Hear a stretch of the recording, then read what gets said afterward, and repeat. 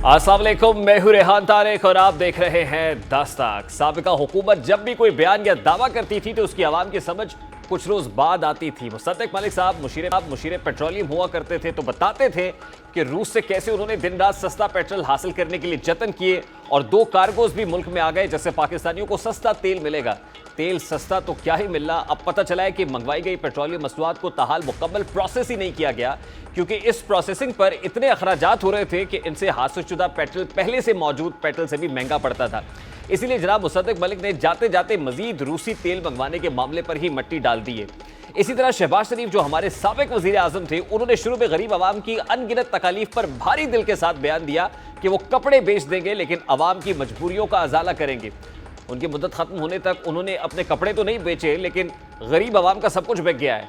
इसी तरह एक मौके पर शहबाज शरीफ ने आवाम को शायरी सुनाते हुए खूब दाद समेटी। उन्होंने तकरीबन इसरार करते हुए शेर पढ़ा कि वतन की मट्टी मुझे एड़ियां रगड़ने दे, मुझे यकीन है कि चश्मा यहीं से निकलेगा। लेकिन आवाम को क्या मालूम था कि जनाब साबिक वजीर आजम साहब आवाम को एड़ियां रगड़ने पर मजबूर कर देंगे। हुकूमत यूं तो 9 अगस्त को रुखसत हो गई लेकिन शहबाज शरीफ ने 13 अगस्त को ऐवान वजीर आजम से रुखसत होने मुनासिब समझा और उनकी रुखसत होने के 2 दिन बाद ही मौजूदा हुकूमत ने पेट्रोलियम मसनूआत की कीमतों में होशरुबा इजाफा कर दिया है। इस इजाफे ने मजबूरन आवाम के खून का आखिरी कतरा तक निचोड़ कर रख दिया है। पेट्रोलियम मसनूआत के साथ ही LPG ट्रांसपोर्ट के किराए और अशियाए खुरोनोश समेत हर चीज़ 2 गुना महंगी हो गई है। अब साबिका हुकूमत इस इजाफे से जितना मर्जी पल्ला झाड़े लेकिन ये बात आवाम के जहनों में सख्त हो चुकी है कि निगरां हुकूमत के दौरान जो भी इकदाम किए जाएंगे वो पिछली हुकूमत का ही तसलसल समझे जाएंगे। अपनी इन गिरा कदर खिदमात की बदौलत अगर इत्तेहादी हुकूमत ये समझती है कि वो इंतखाबात में बरतरी हासिल कर लेगी तो ये दीवाने का ख्वाब महसूस होता है। और यही वजह है कि हुकूमत जाने से कुछ रोज़ कबल ऐसे फैसले किए गए जैसे इलेक्शन लामहल्ला ताखीर का शिकार होंगे, जिनका बज़ाहिर जो मसरफ है या जो बुनियादी मकसद है सिर्फ एक ही था कि जितना इलेक्शन ताखीर का शिकार हों इन जमातों को बयानिया बनाने का मौका मिले और इस दौरान महंगाई में कुछ कमी लाकर आवाम की हमदर्दियाँ समेटी जाएँ। मौजूदा हालात और कारकर्दगी से अंदाज़ा लगाया जा रहा है कि इन जमातों के हिसाब किताब में गड़बड़ है क्योंकि हालात 6 या 8 माह में किसी भी तौर ठीक होने वाले नहीं है बल्कि खदशा है कि मजीद ख़राब होंगे। अगर हालात मजीद ख़राब हुए तो इलेक्शंस होना भी मुमकिन दिखाई नहीं देता। इत्तेहादी हुकूमत को अपनी हुकूमत के आखिरी अय्याम में बर वक्त इंतखाबात कराने का बुखार चढ़ा हुआ था। यह आईनी तौर पर दुरुस्त मुतालबा था लेकिन यकायक इन जमहूरियत पसंद जमातों ने इलेक्शंस ताखीर से कराने के इकदाम किए और बाद में मुबहिम अंदाज में इसके हक में बयानबाजी शुरू कर दी। अब हुकूमत खत्म होने के बाद मोतबर सियासतदान बगैर किसी लगी लिपटी के इंतखाबात ताखीर का शिकार होने से मुताल्लिक बता रहे हैं, बल्कि ये भी बता रहे हैं कि ये किन की फरमाइश या हुक्म पर ताखीर का शिकार किए जा रहे हैं। ऑपोजिशन लीडर राजा रियाज का बयान इस हवाले से अहम है, जिनका कहना है कि हमारे बड़ों ने फैसला किया है कि इलेक्शंस फरवरी में होगा। कि पहले यह कहा जा रहा था कि इंतखाबात को इल्तवा का शिकार किया जाए मगर 15 रोज पहले फरवरी में इलेक्शंस का फैसला किया गया है। इस हवाले से कोई अभाम नहीं है। साबिक ऑपोजिशन लीडर के बकौल अब फैसला हुआ है कि इंतखाबात फरवरी में हो जाए। पहले यह था कि जितना इल्तवा का शिकार किए जा सकते हैं किए जाए।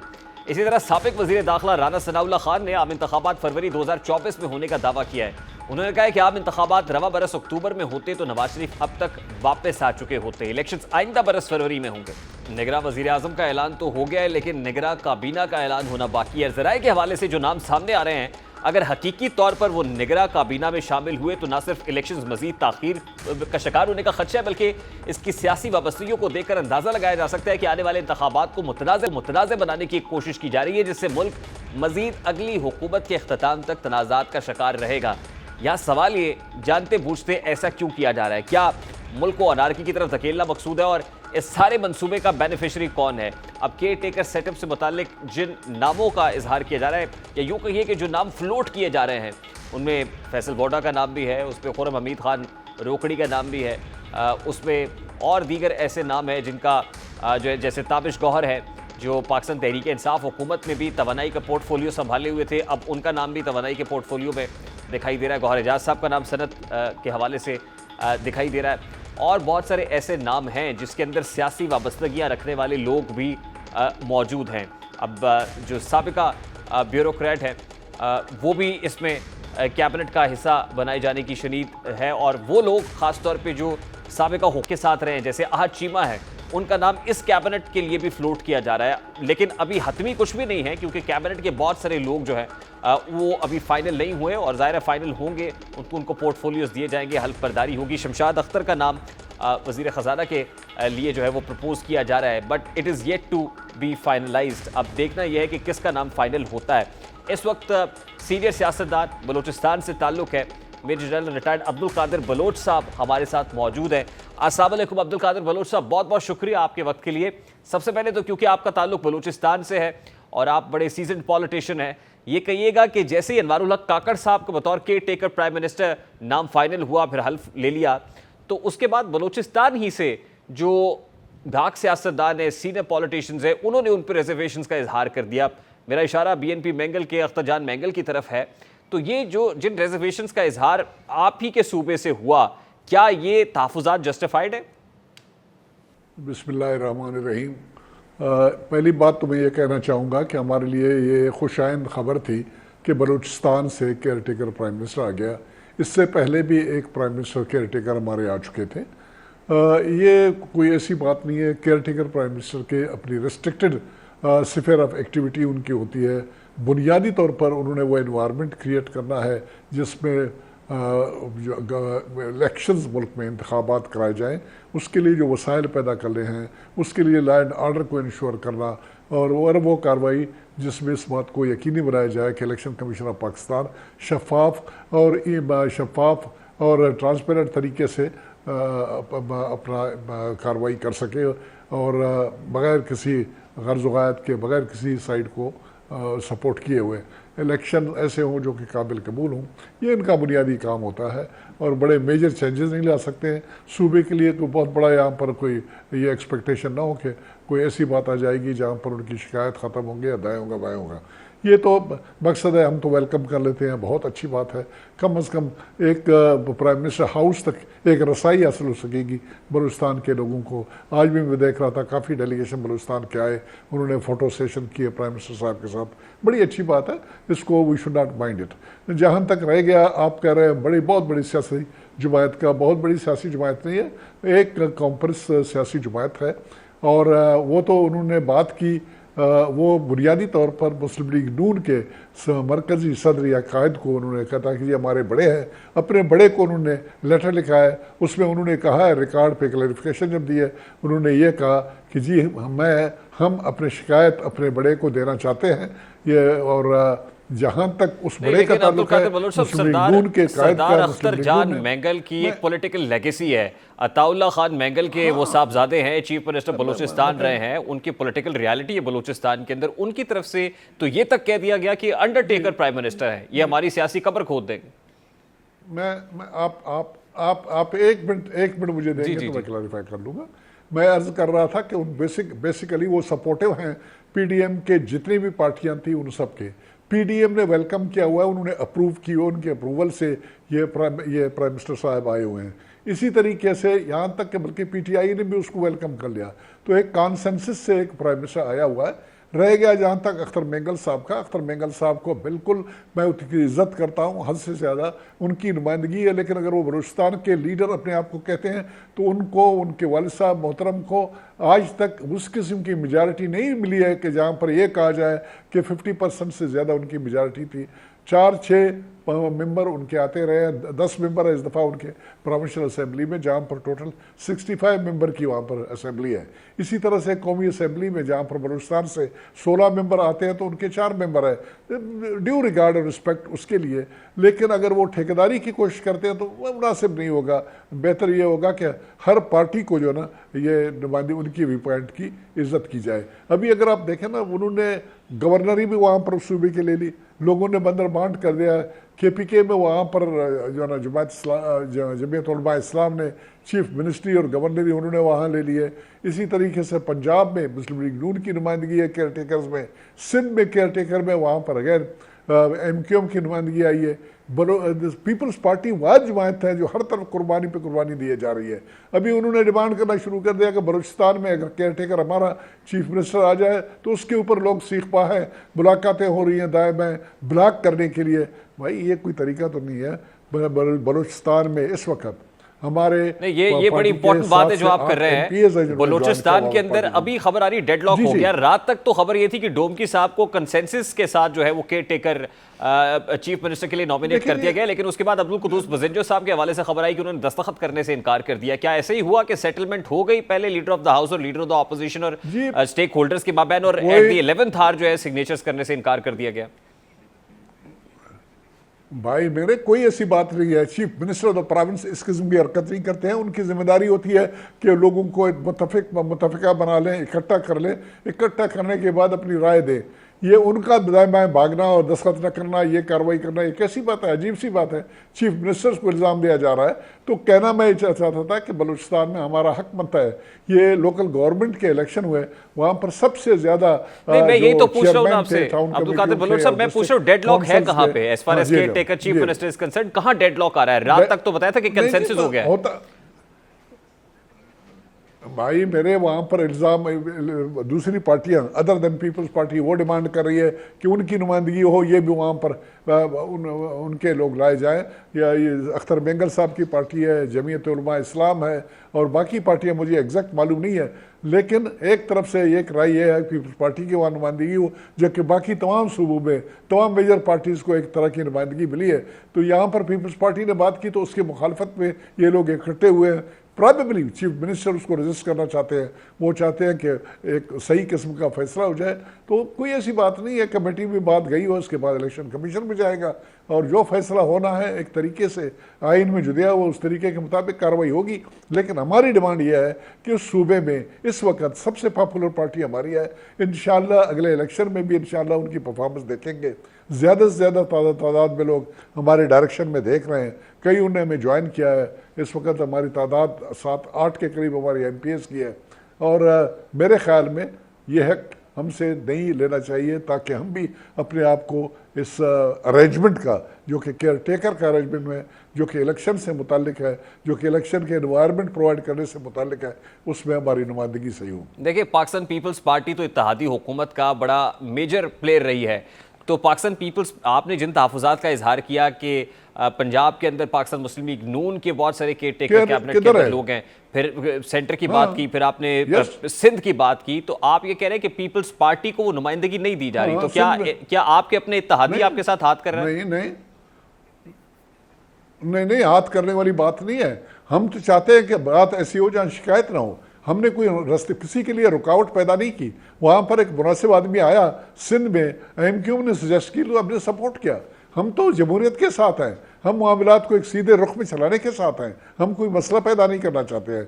हम इसको अपना ठेका नहीं, लोग जो ठेकेदार बनते हैं, हम ठेकेदारी के खिलाफ हैं। हमें इसके लिए नहीं है। जहाँ मुनासिब आदमी आ जाता है किसी भी प्रोविंस में, उसको मौका मिलना चाहिए और उसके लिए हम सबको एग्री करना चाहिए और उसके हाथ मजबूत करने चाहिए। नहीं, मेरा बड़ा सादा सा सवाल है ना, जिसमें अगले 5 साल देखिए, बात यह है कि केयर टेकर सेटअप या केयर टेकर चीफ मिनिस्टर या प्राइम मिनिस्टर तो गैर जानिबदार पोजीशन है, नॉन पार्टिजान किस्म का, अनबायस्ड किस्म का जो है वो एक रोल होता है। तो उसमें किसी जमात का ये कहना कि वो उसमें हमें भी नुमाइंदगी मिलनी चाहिए, या पीपल्स पार्टी, जैसे आप कह रहे हैं कि बलूचिस्तान में पीपल्स पार्टी का हक है, तो या तो गैर जानिबदार किस्म का शख्स होना चाहिए। फिर पीपल्स पार्टी कैसा हक मांग रही? नहीं, इसमें नहीं, ये किसी हम भी उसी रोल में रहना चाहते हैं जिस तरीके से बाकी लोग। ये देखिए, ये कोई चीज़ अगर आप ये कहना चाहते हैं कि KPK में केयर टेकर गवर्नमेंट बनाने में जमीयत उलमा इस्लाम का कोई हाथ नहीं था, आपकी मर्जी है। अगर आप ये कहना चाहते हैं कि पंजाब में PMLN का कोई किसी किस्म का रोल नहीं था, तो आपकी मर्जी है, कह दें। इसी तरीके से सिंध का मसला भी हमारे सामने है। हम तो कहते हैं कि सेंस ऑफ पार्टिसिपेशन होना चाहिए। कम अज़ कम ये इस बात को, अगर एक अरेंजमेंट है, तमाम मेजर पार्टियां उसमें मिली हुए हैं, उस बात को इम्पार्शियल तरीके से आगे चलाने के लिए और जो रिक्वायर्ड उसकी आउटकम के लिए, इस बात को यकीनी बनाने के लिए। चले देखिए, प्रोविंसेस की तो बात हो गई, ये मरकज में caretaker prime minister appoint करने में किसका रोल था? देखिए, मरकज़ में तो एक मेरे ख्याल में बेहतरीन अरेंजमेंट हुआ है। एक ऐसे सियासी जमात से वहाँ पर जो प्राइम मिनिस्टर साहब आए हैं, जिसको मेजर पॉलिटिकल पार्टी नहीं कहा जा सकता है। ये बलूचिस्तान लिमिटेड पॉलिटिकल पार्टी है और बलूचिस्तान में इसकी नुमाइंदगी थी। इसका नाम भी बलूचिस्तान रिलेटेड है। बलूचिस्तान अवामी पार्टी है, बलूचिस्तान अवाम पार्टी उसका है। और ये कोई नहीं कह सकते कि इम्पार्शियलिटी की जहाँ पर रिक्वायरमेंट थी, यहाँ पर न इसको मुस्लिम लीग का कहा जा सकता है, नून का, न इसको पीपल्स पार्टी का नुमाइंदा कहा जा सकता है, न पीटीआई वाले कह सकते हैं कि हमारा नुमाइंदा। तो क्या एस्टैब्लिशमेंट का नुमाइंदा कहा जा सकता है, जैसे साबिका हुकूमत के लोग ही पोस्ट करने की कोशिश कर रहे हैं कि एस्टैब्लिशमेंट के लगाए हुए केयरटेकर? मुझे दुख होता है इस बात को सुन के। इस्टेब्लिशमेंट को एक तरह की पार्टी, एक तरह की अनडिजायरेबल पार्टी के तौर पर पेश करने की कोशिश की जा रही है। इस्टेब्लिशमेंट का कोई रोल नहीं है, लेकिन ऑन दी अदर हैंड इसी इस्टेब्लिशमेंट की कंट्रीब्यूशन को कर देखे, अगर आपको डिफॉल्ट होने से किसी ने बचाया, अभी मुझे तफसीलात में मेहरबानी करके न ले जाए, मैं बता दूं कि किसने क्या किया और नतीजा उसका क्या मिला और हमारी इज्जत बचाने में किसका क्या किरदार था। लेकिन जब उसकी बारी बात करने की बारी आती है नेशनल लेवल में, जब उनको प्रोजेक्ट करने की बारी आ जाती है, तो एक विलन के तौर पर उनको पेश करने की कोशिश की जाती है। बहुत दुख है इस बात के ऊपर। हमारी सियासी क़यादत कोई ऐसी बात नहीं करती है, लेकिन हमारी मीडिया अल्हम्दुलिल्लाह सुबह से शाम तक इस बात पे लगे हुए हैं। नहीं, ये साबिका हुकूमत के लोग ही कह रहे हैं, वो कहते हैं हमने नहीं, ये तो एस्टैब्लिशमेंट के नुमाइंदे। मैं तो ये कह रहा हूं कि साबिका हुकूमत के लोग, साबिका इंटीरियर मिनिस्टर से लेकर डिफेंस मिनिस्टर ने ये बात। अरे भाई, मेरे भाई उसको छोड़ो, शहबाज शरीफ से कहा ये बात, वो गवर्नमेंट थे, leader of the opposition. Shehbaz Sharif तो खुद कहते हैं मैं 30 साल से एस्टैब्लिशमेंट की आंख खता रहा हूं। से पूछिए। नहीं, आंख खता रहा है। और कितने जैसे उसके बेटे ने सबसे ज्यादा जेल काटा कि नहीं काटा? उसने कितना जेल काटा? उसके भाई ने, उसके भतीजी ने। अच्छा, अब्दुल कादिर बलोच साहब, ये बताइए कि अभी राजा रियाज साहब का स्टेटमेंट भी मैंने देखा, और उसके साथ राणा सनाउल्लाह भी ये कह रहे हैं कि 2023 तो इलेक्शन का साल नहीं है, इलेक्शंस बड़ों का ये फैसला है कि फरवरी 2024 में होंगे। आपको भी यही लग रहा है कि फरवरी 2024 में इलेक्शंस होंगे? मेरे भाई, मैं एक टेक्निकल पॉइंट्स आपके सामने लाना चाहता हूँ। आइन के जो दी हुई नॉर्मल सर्कमस्टांसेस में जब असेंबलियां डिज़ाल्व की जाती हैं तो 3 महीने के अंदर इलेक्शन कराया जाता है। नॉर्मल डिज़ाल्व होने में 2 महीने की बात की जाती है। इस दफ़ा एक स्पेशल इन्वायरमेंट पैदा हो गया, एक सिचुएशन पैदा हो गया है। वो ये है कि आपने सेंसस कराए मुल्क में, और ये सेंसस आपने CCI के एक डिसीजन के पहले एक डिसीजन लिया गया था 2021 में, उसके मुताबिक आपने ये सेंसस करवाए। जब सेंसस की जाती हैं तो उसके बाद फिर एक रिक्वायरमेंट आ जाता है। सेंसस के बाद हमेशा इलेक्शन जब कराए जाते हैं, उसके लिए डिलिमिटेशन एक रिक्वायरमेंट होती है, और उस एक्सरसाइज में अपने आप को इन्वॉल्व करने की रिक्वायरमेंट होती है। अभी डिलिमिटेशन की कार्रवाई ऐसी है जहाँ पर इलेक्शन कमीशन से हम ये सुनते हैं, पढ़ते हैं, वो बता रहे हैं कि 3 से 4 महीने की रिक्वायरमेंट होती है उनकी।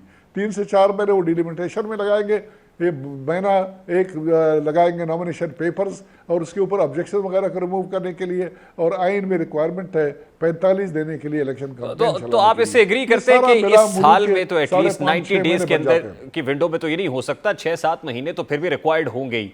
तो अभी लास्टली ये कहिएगा कि खासतौर पर रात में जो डिसीजन केयर टेकर इस सेटअप ने किया है कि पेट्रोल की कीमत में 17 रुपये इजाफा हो गया, अभी caretaker cabinet is yet to unveiled, तो आने वाले दिनों में बड़े मुश्किल डिसीजंस होंगे। इसका मतलब ये केयर टेकर कैबिनेट ने को पॉलिटिकल कैपिटल तो लूज नहीं करना है, और कॉमनर के ऊपर बहुत प्रेशर आएगा, और फिर मुल्क को इकोनॉमिक स्टेबिलिटी में ले जाने के लिए 8-9 महीने 10 महीने, और उसके बाद क्या पता पॉलिटिकल इनसिक्योरिटी जितनी ज्यादा है कि इंतखाबात 1-2 साल भी होते हैं या नहीं होते। मेरे भाई, इंतखाबात को मेहरबानी करके अलहदा रखे, वो एक अलहदा इन्वायरमेंट इन्होंने पैदा करना है। जहाँ तक केयर टेकर गवर्नमेंट का ताल्लुक है, केयर टेकर गवर्नमेंट ने 70 रुपये नहीं बढ़ाए, वो जो जितना बढ़ाए 21 रुपये 50 पैसे 17 रुपये कुछ वो बढ़ा दिए, वो अपनी जगह पे। लेकिन ये बढ़ोतरी जो कि फ्यूल की कीमत में आना था, ऑयल की कीमत में आना था, इसके बारे में तो फैसले किए जा चुके थे उस वक्त, जबकि आपने IMF से डील की, कार्रवाई की, और वो टाइम फ्रेम जिसमें ये इजाफा किया जाना था, ये एडवांस में फैसला इसका किया जा चुका था। आपको पता है, मुझे पता है, सबको पता है। इनके खाते में डाल लेना, और अभी तक उन्होंने एक दिन उनको नहीं हुआ है और फौरन उनके खिलाफ कार्रवाई शुरू कर लेना, इट इज़ अनफेयर। मजबूरी है हमारी, इसमें कोई शक नहीं है। बोझ नाकाबिले बर्दाश्त है, बहुत ज़्यादा है, और इसमें सर जोड़ के हमें मिलना चाहिए। अपने एक वाहिद चीज़ जो मैं सजेस्ट कर सकता हूँ वो ये है कि अपने खर्चे हम बंद करें, शाह खर्चियाँ कम करें, 28 डिशेस के खाने वाले जो सर्व करना उसको ख़त्म करें। बहुत शुक्रिया अब्दुल कादिर बलोच साहब आपके वक्त के लिए। अदालत की तरफ से पाकिस्तान तहरीक इंसाफ के 2 लोगों को आज रिलीफ मिला है। 3 MPO के तहत गिरफ्तारियों को कल अदा करार दिया गया है। बात करेंगे इस ब्रेक के बाद, हमारे साथ है।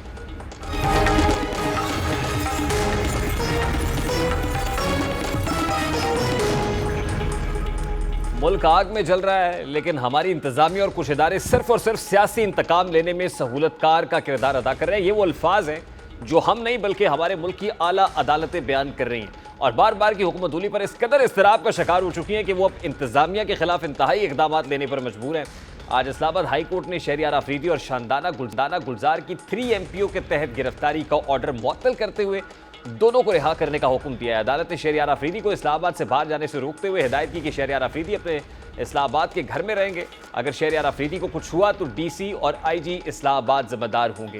शहरियार आफरीदी की हिफाजत यकीनी बनाएं। DC इस्लामाबाद इरफान नवाज मेमन और IG इस्लामाबाद अकबर नासिर खान से बयान हल्फी भी तलब कर लिया गया है। अदालत ने शहरियार आफरीदी को हिदायत की कि उम्मीद करते हैं जब तक ये मामला अदालत में ज़ेर इल्तवा है आप बयानबाजी नहीं करेंगे।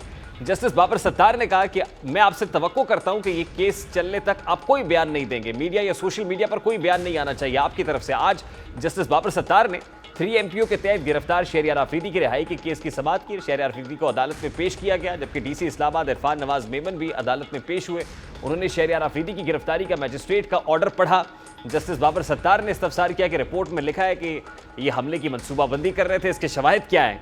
DC इस्लामाबाद ने बताया कि IB की रिपोर्ट थी कि शहरियार आफरीदी डिस्ट्रिक्ट कोर्ट पर हमला कर सकते हैं। जस्टिस बाबर ने इस्तफसार किया कि आपने रिपोर्ट देने वाले से पूछा नहीं कि ये जेल से कैसे लोगों को उकसा रहे हैं। DC इस्लामाबाद ने जवाब में कहा कि मेरी आंखें और कान इंटेलिजेंस इदारे हैं। स्पेशल ब्रांच ने भी रिपोर्ट दी थी। जस्टिस बाबर सत्तार ने रिमार्क्स दिए कि क्या आपको मालूम है आप क्या कह रहे हैं, एक मुलजिम जेल में गिरफ्तार है और आप कह रहे हैं कि वो लोगों को उकसा रहा है। जिस दिन रिहा होना था आपको ये ऑर्डर करना याद आ गया।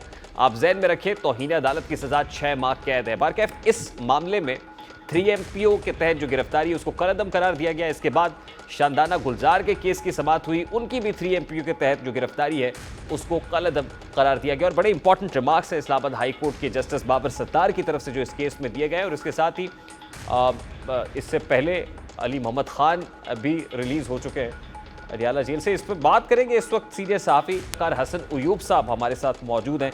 अस्सलाम वालेकुम हसन अयूब साहब, बहुत बहुत शुक्रिया आपके वक्त के लिए।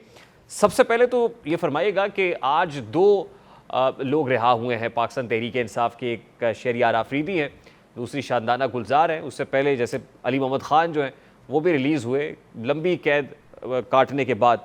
तो किस तरह से देख रहे हैं आप, यानी अब सिलसिलावार फर्दन पाकिस्तान तहरीक इंसाफ के लोगों पर, यानी चेयरमैन PTI तो गिरफ्तार है लेकिन जो सेकेंड टियर लीडरशिप है अब उसकी रिलीज़ का वक्त हुआ चाहता है? बहुत शुक्रिया। बात यह है कि अली मोहम्मद खान की रिहाई को आप शहरियार आफरीदी की रिहाई के साथ इसका जो है ना कोई कंपैरिजन नहीं कर सकते। उसकी 2 वजूहात हैं। पहली वजह यह है कि शहरियार आफरीदी वो शख्सियत हैं जिनकी वीडियो मौजूद है जब वो उन्होंने ओपनली मॉब को कह रहे थे कि जी अब हमने हमला GHQ के ऊपर करना है, जबकि अली मोहम्मद खान ने इस मुतल्लिक उनसे मुतल्लिक जो है ना कोई भी चीज़ आपके सामने ऑन रिकॉर्ड या ऐसे कोई विजुअल्स, ऐसी कोई वीडियो अवेलेबल नहीं है। दूसरा कंडक्ट जो है वो शहरियार आफरीदी साहब का आपके सामने है, माजी भी उनका सामने है और मौजूदा हालात में भी 9 मई को जो कुछ उन्होंने किया, जिस तरीके से वो जत्थों के साथ लॉ इन्फोर्समेंट एजेंसीज के ऊपर हमला आवर रहे। आई विश के जो मोजेस जस्टिस बाबर सत्तार साहब हैं वो कम से कम इस चीज़ को भी जो है वो मद्देनज़र रखते, लेकिन उन्होंने इस बात को जो है वो शायद गौर नहीं किया। उन्होंने सिर्फ क्योंकि मैटर जो है वो 3 MPO का था तो उस मुतल्लिक जो इंतज़ामिया ने बात की उसी से ही जो है वो उनका जवाब लिया और उस पर उन्होंने अदम इत्मीनान का इज़हार करते हुए इनके रिलीज़ ऑर्डर जारी कर दिए हैं। जबकि जो इनका कंडक्ट है आप अगर देखें तो माजी से इंसान पीछा नहीं छुड़ा सकता। शहरियार आफरीदी साहब वही शख्स हैं जो कहते थे जान अल्लाह को देनी है और उन्होंने राना सनाउल्लाह साहब के ऊपर जो है वो हीरोइन स्मगलिंग का केस बनाया था। ये वही शहरियार आफरीदी साहब हैं। अगर आपको याद हो कि 2014 में जब पाकिस्तान तहरीक इंसाफ के इज्तिमाई इस्तीफ़ों के लिए शाह महमूद कुरैशी की सरबराही में वक्त वॉक करके गया था, धरने से वॉक करके वो speaker national assembly Ayaz Sadiq होते थे उनके पास गए, तो उस दिन ये बीमार हो गए। उन्होंने कहा जी मेरा पेट ख़राब है, मैं हॉस्पिटलाइज हो चुका हूँ। तो शहरियार आफरीदी साहब ने जो है ना वफा की वहाँ पर, ना उन्होंने रियासत के साथ वफा की।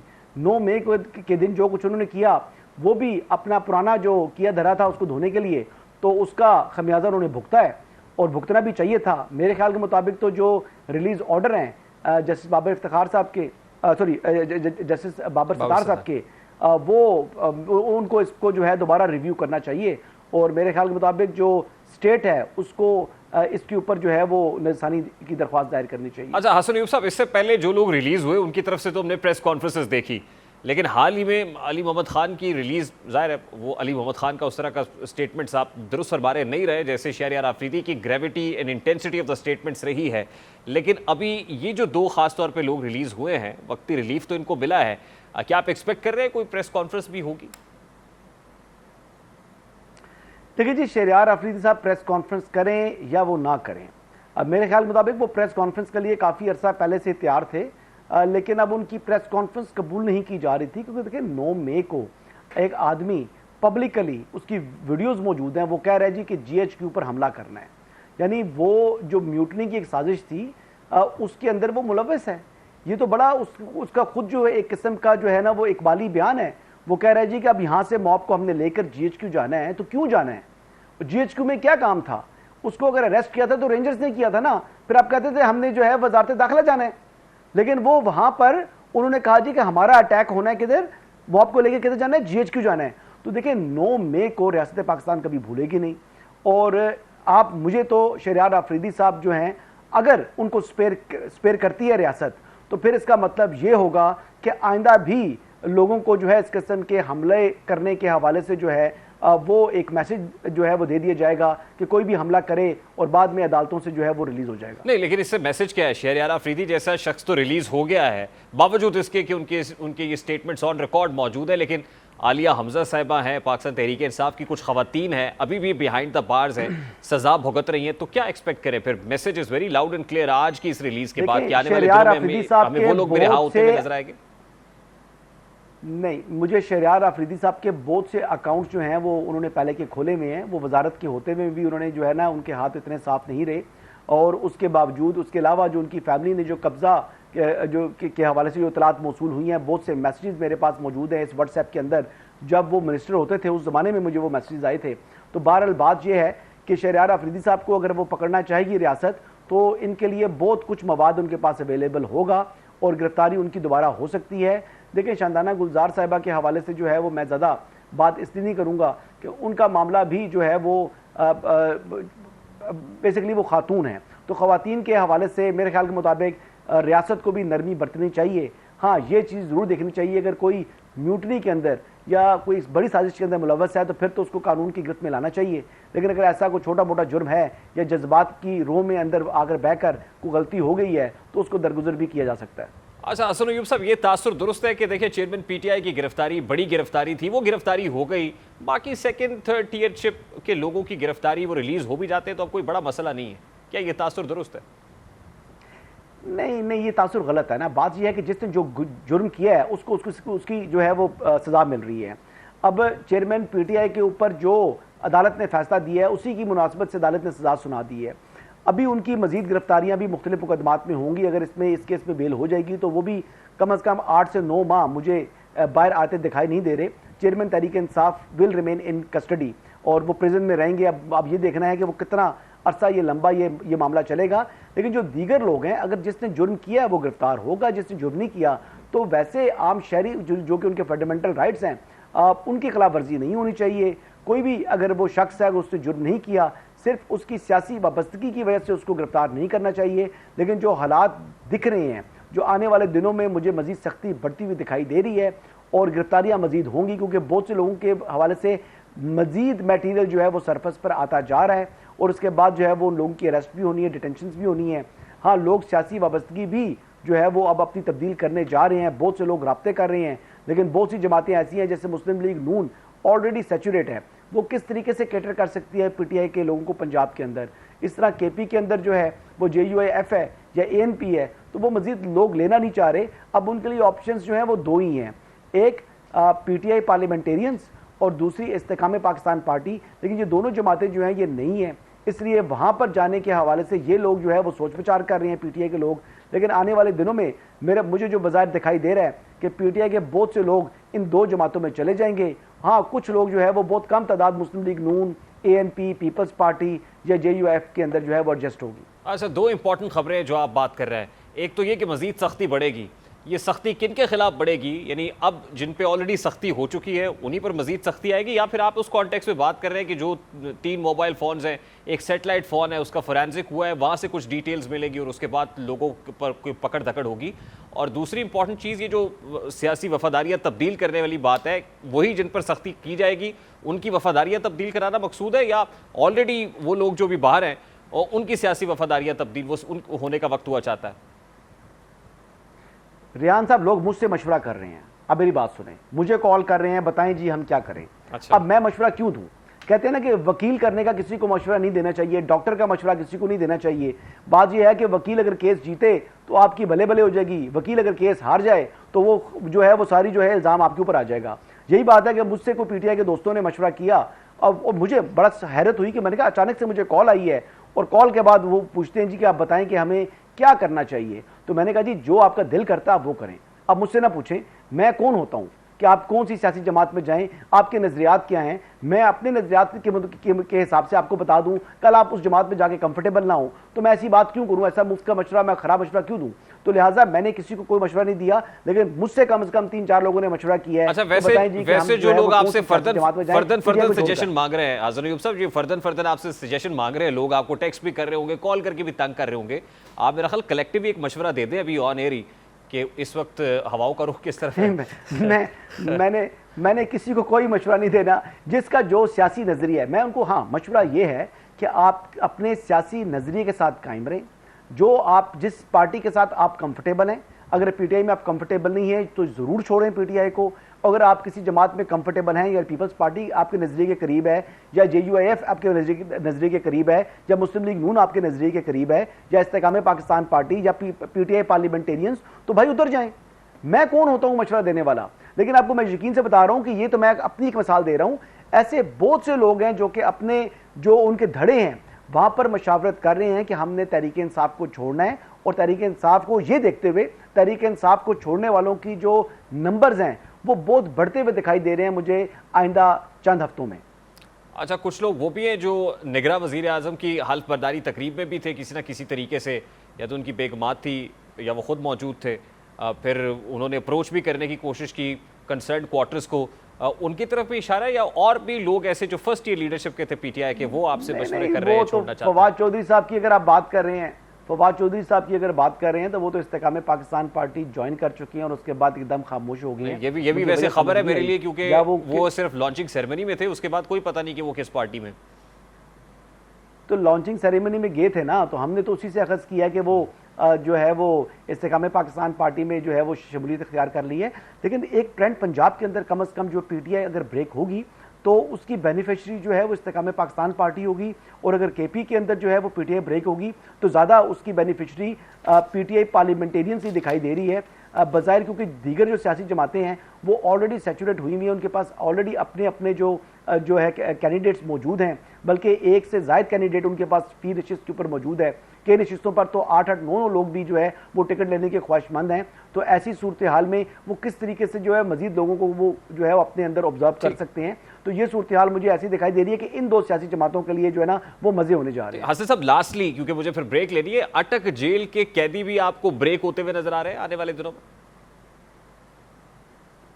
देखिए जी, उन्होंने ब्रेक हो अब ना हो, अब तो उन्होंने वहीं पर ही रुकना है। अब वही उनकी जो है अब आरामगाह भी है, वही उनका जो है वो रिहाइशगाह भी है फॉर द टाइम बिंग। तो मुझे तो वो बज़ाहिर जल्द बाहर आते दिखाई नहीं दे रही। जो लोग कह रहे हैं ना रियान साहब, मैं आपको बड़ी क्लैरिटी से बता रहा हूँ जो सिस्टम को मैं समझता हूँ कि 1 महीने 2 महीने में चेयरमैन तहरीक इंसाफ जो है वो जेल से बाहर आ जाएंगे, क्योंकि जो उनकी कन्विक्शन हुई है वो जो है वो 3 साल तो कुछ सज़ा नहीं होती, इसमें तो बंदा 3 साल से कम वाले मामला जो 3 साल की सज़ा है तो वो बंदा तो महीने 1.5 महीने में उसकी ज़मानत हो जाती है। तो ज़मानत अगर उनकी हो भी गई तो दीगर मुकदमात में उनकी गिरफ्तारी हो जाएगी, वो बाजार जल्दी बाहर नहीं आएंगे। इलेक्शन तो दूर की बात है, इलेक्शन के बाद भी अगर वो बाहर आ जाएँ 3-4 माह बाद भी तो बड़ी उनकी आफियत की बात होगी। मुझे तो 8 महीने से साल तक का वक्त दिखाई दे रहा है कि चेयरमैन तहरीक इंसाफ अब जो है वो कस्टडी में ही और अंदर जेल के अंदर ही रहेंगे। बहुत बहुत शुक्रिया हसन अयूब साहब। सीनियर सहाफ़ी तज्ज़ियाकार हसन अयूब साहब हमारे साथ मौजूद थे। एक ब्रेक लेते हैं, ब्रेक के बाद वापस आएंगे, गुफ्तगू कंटिन्यू करेंगे हमारे साथ।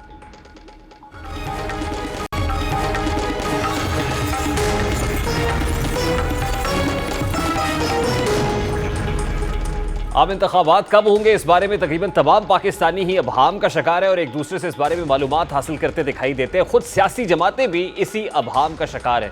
अब मुल्क में आम इंतखाबात 90 रोज में कराने के लिए सुप्रीम कोर्ट बार एसोसिएशन ने अदालत उज़्मा में दरखास्त दायर कर दी और पाकिस्तान तहरीक इंसाफ ने निगरां वज़ीर आज़म अनवारुल हक काकड़ को खत लिख दिया है।